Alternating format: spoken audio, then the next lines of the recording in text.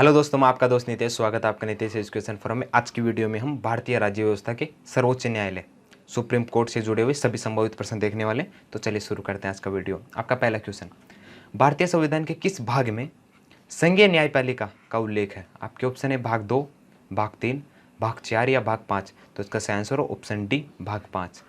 भारतीय संविधान के भाग 5 और अनुच्छेद, अगर अनुच्छेद पूछा जाए तो अनुच्छेद 124 से 147। भारतीय संविधान के भाग 5 अनुच्छेद 124 से 147 के बीच में संघीय न्यायपालिका का उल्लेख है। संघीय न्यायपालिका में क्या क्या आएगा? इसमें आएगा सर्वोच्च न्यायालय, उच्च न्यायालय दोनों। याद रखना है, डिस्ट्रिक्ट कोर्ट मतलब जो राज्य, जो जिला का न्यायालय होता है, उसका उल्लेख भारतीय संविधान में नहीं है। सुप्रीम कोर्ट और हाई कोर्ट का है। तो चलिए नेक्स्ट क्वेश्चन पे। संविधान के व्याख्याकार मतलब डेफिनेशन और संरक्षक कौन है? आपके ऑप्शन है राष्ट्रपति, बी संसद, बी सर्वोच्च न्यायालय या डी भारत का महाधिवक्ता। तो इसका सही आंसर हो ऑप्शन सी, सर्वोच्च न्यायालय। भारतीय संविधान का संरक्षक और व्याख्याकार कौन है, मतलब डेफिनेशन कौन करता है? सर्वोच्च न्यायालय करता है। तो चलिए नेक्स्ट क्वेश्चन पे। निम्नलिखित में से किसके अंतर्गत भारत में सर्वप्रथम सर्वोच्च न्यायालय की स्थापना हुई? किसके अंतर्गत, किस एक्ट के अंतर्गत? आपके ऑप्शन है ए रेगुलेटिंग अधिनियम 1773, चार्टर अधिनियम 1853, भारत सरकार अधिनियम 1935 या भारतीय संविधान 1950। तो इसका सही आंसर ऑप्शन ए रेगुलेटिंग अधिनियम 1973 में के अनुसार भारत में पहली बार सर्वप्रथम सर्वोच्च न्यायालय की स्थापना हुई थी। एक्ट याद रखना, रेगुलेटिंग एक्ट 1773। अभी हम रेगुलेटिंग एक्ट 1773 देखते हैं। 1773 का विनियम अधिनियम, या इसको रेगुलेटिंग एक्ट, विनियम मतलब रेगुलेशन करना। इसके अंदर क्या तरतूद थी? भारत में कंपनी के मामलों को विनियमित रेगुलेशन करने और नियंत्रित करने के लिए ब्रिटिश सरकार द्वारा यह पहला कदम था। इनका पहला एक्ट था जो प्रशासन में काम करने वाला था। इस एक्ट के अंतर्गत 1774 में, इस एक्ट के अंतर्गत 1774 में बंगाल में बंगाल के कोलकाता में एक सर्वोच्च न्यायालय की स्थापना हुई। किसके अंतर्गत? 1773 का रेगुलेटिंग एक्ट। इसके मुख्य न्यायाधीश के अतिरिक्त 3 अन्य न्यायाधीश की नियुक्ति की गई। एक मुख्य न्यायाधीश होगा और बाकी के 3 अन्य न्यायाधीश होंगे। पहले मुख्य न्यायाधीश थे सर एजिला एमपी, जो कोलकाता में सुप्रीम कोर्ट की स्थापना हुई है, सर्वोच्च न्यायालय की स्थापना हुई। उसके पहले जो सर न्यायाधीश है उनका नाम है सर एजिला एमपी। तो चलिए नेक्स्ट क्वेश्चन पे। भारत के सर्वोच्च न्यायालय की स्थापना हुई थी, आपके ऑप्शन है 1950 के संसद के एक अधिनियम द्वारा, भारतीय संविधान अधिनियम 1947 के अधीन, भारत सरकार अधिनियम 1935 के अधीन या भारतीय संविधान के द्वारा। तो इसका सही आंसर ऑप्शन सी, भारत सरकार अधिनियम 1935 के अधीन भारत में सर्वोच्च न्यायालय की स्थापना हुई थी। देखिए दोनों में सिर्फ एक ही चेंजेस है। भारत में सर्वप्रथम पूछा गया तो रेगुलेशन एक्ट 1773 आएगा, और पहली बार पूछा गया भारत में सर्वप्रथम का उल्लेख नहीं है उसमें, सर्वप्रथम है यहाँ पे पहली बार। भारत में सर्वोच्च न्यायालय की स्थापना कहाँ पे हुई थी? तो एक्ट आएगा 1935। अब हम 1935 का एक्ट देखने। 1935 का भारतीय शासन क्यों सरकार अधिनियम, ये देखने वाले। केंद्र और राज्य सरकार के लिए द्वि शासन मतलब ड्यूअल गवर्नमेंट, 2 गवर्नमेंट की व्यवस्था की गई पहली बार इस एक्ट के तहत। भारतीय संविधान अधिनियम 1935 के अंतर्गत एक संघीय न्यायालय मतलब फेडरल कोर्ट की स्थापना हुई।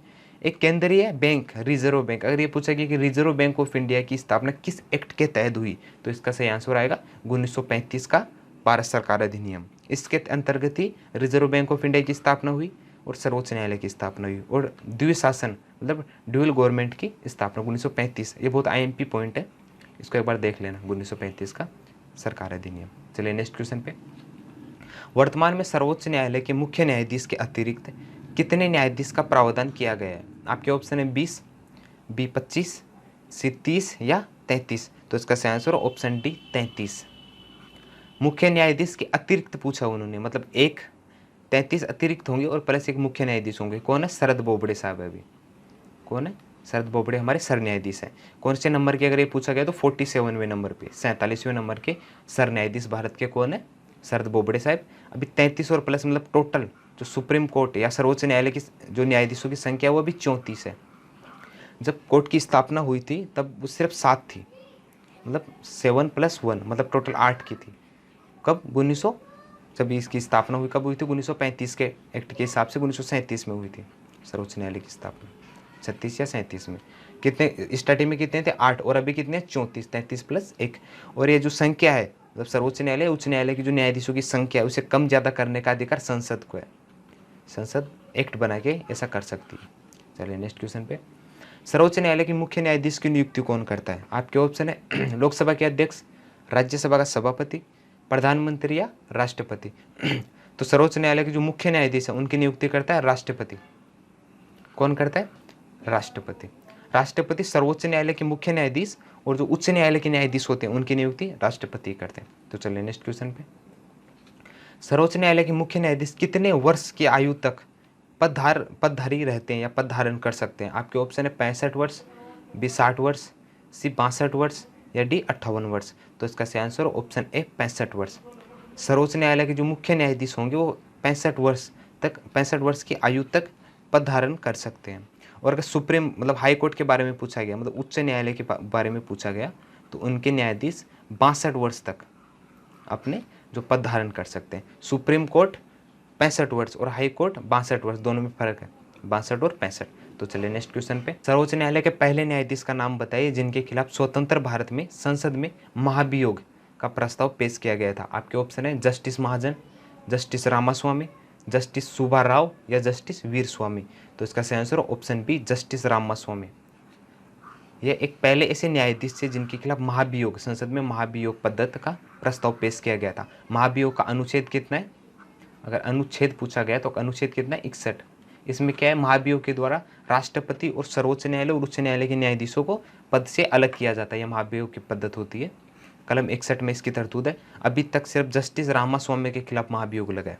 तो चलिए नेक्स्ट क्वेश्चन पे, राष्ट्रपति और उपराष्ट्रपति की अनुपस्थिति में राष्ट्रपति के कार्यों का निर्वहन कौन करता है? मतलब राष्ट्रपति और उपराष्ट्रपति उपस्थित नहीं है तो उनके कार्यों का निर्वहन कौन करेगा? आपके ऑप्शन है नियंत्रण एवं महालेखा परीक्षक, बी महाधिवक्ता, भारत के मुख्य न्यायाधीश या अटॉर्नी जनरल। तो इसका सही आंसर ऑप्शन सी भारत के मुख्य न्यायाधीश।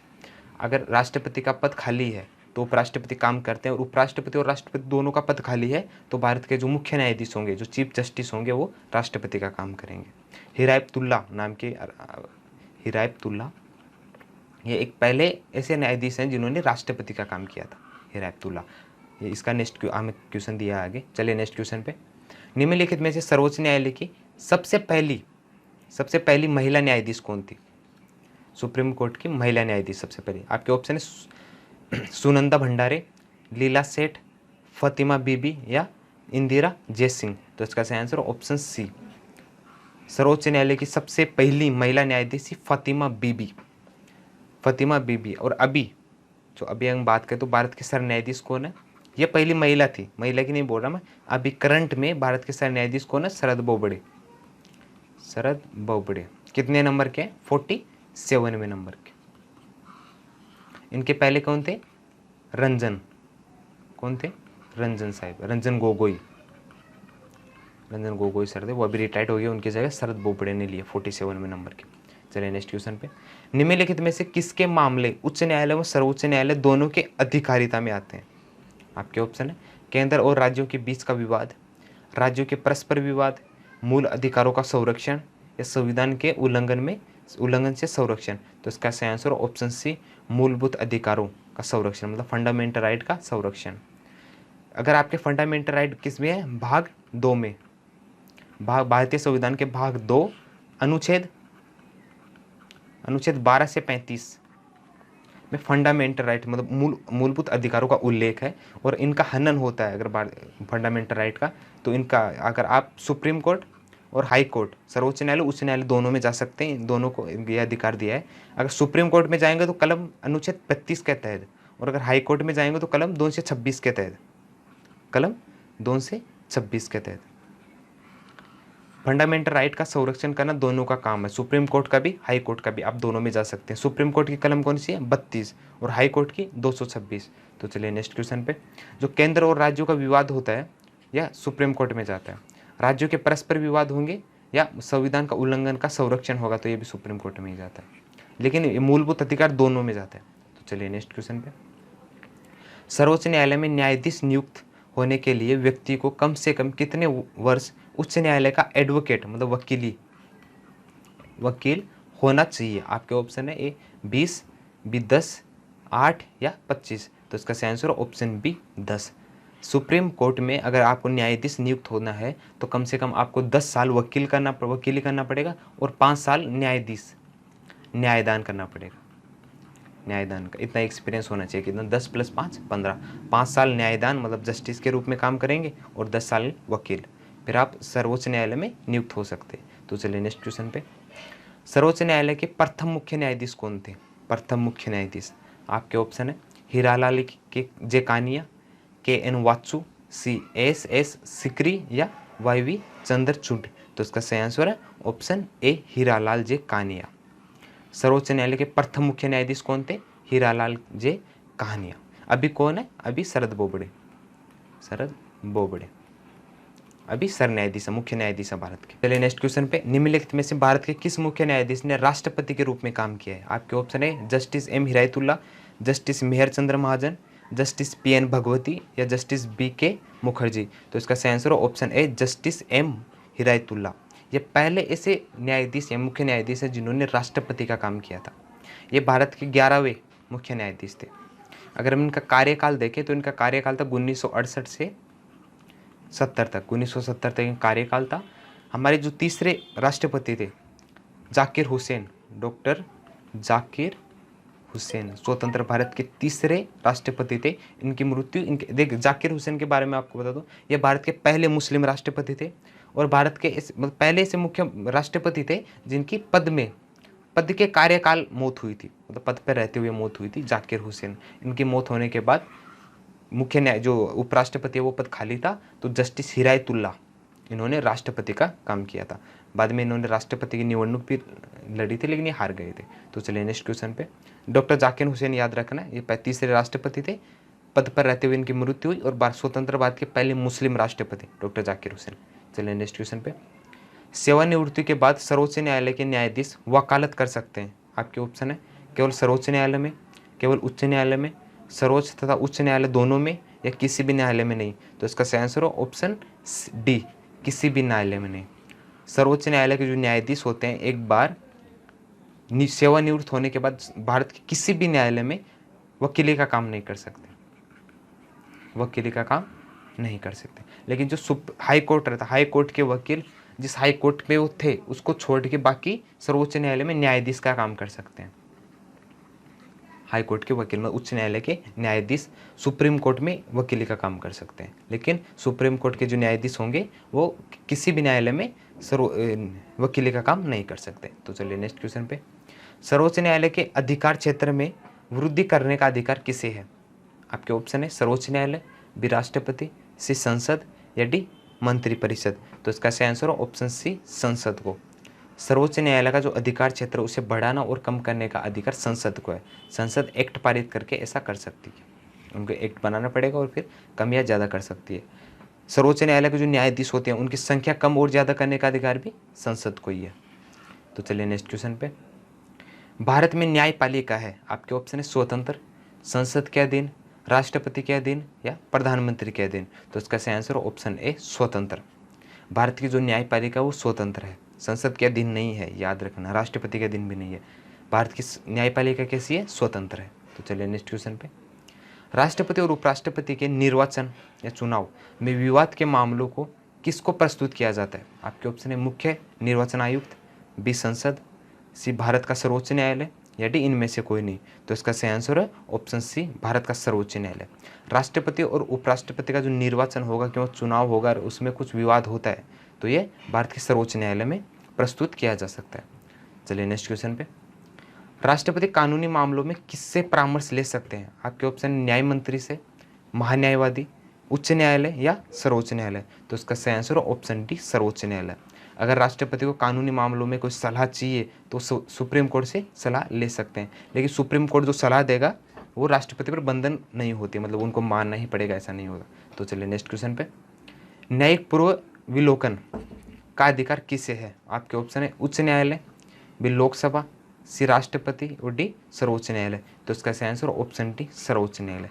न्यायिक पूर्व विलोकन या लोकन का अधिकार किसे है? सर्वोच्च न्यायालय को। चलिए नेक्स्ट क्वेश्चन पे।